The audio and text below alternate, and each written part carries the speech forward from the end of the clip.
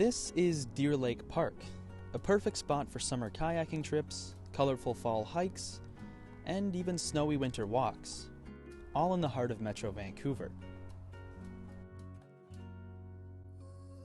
So what about the spring?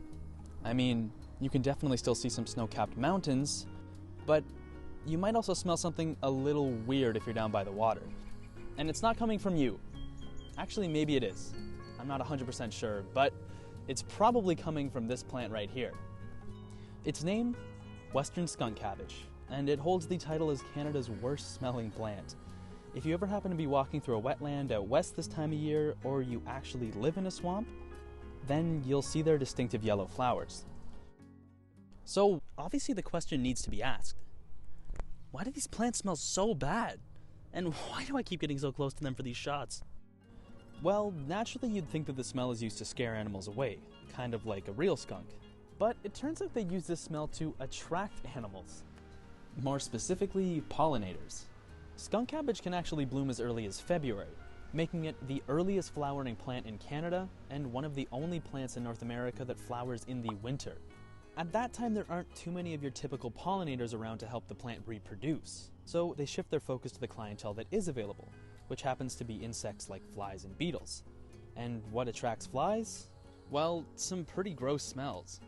It isn't the most glamorous way to attract pollinators, but it works, and that is why these plants smell so terrible.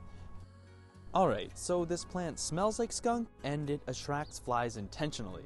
Those have to be the main reasons to avoid it, right? Well, sorta. It turns out in the spring you might actually find bears near them.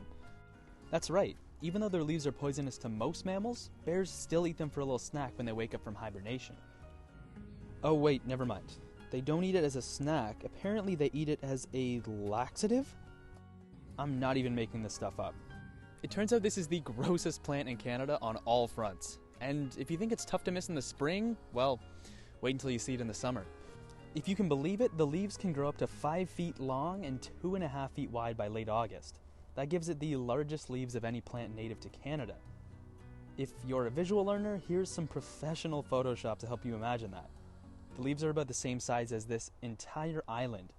So yeah, disgusting yet intriguing might be the best way to describe Western Skunk Cabbage.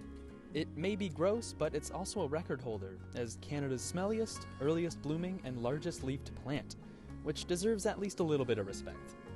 If you want to see these guys in person, especially after I've sold them so well, check out the description of this video.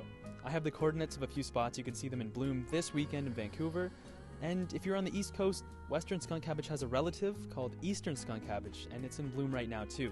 You can find it in wetlands, it's purple instead of yellow, oh, and it's one of the only flowers on Earth that can physically heat up to melt the snow around it. It's a process called thermogenesis, and it makes the plant more visible to pollinators. Anyways, thanks for watching the video, and I hope you learned something today. Get outside and smell those flowers. Well, maybe not these ones, but you know what I mean. Peace.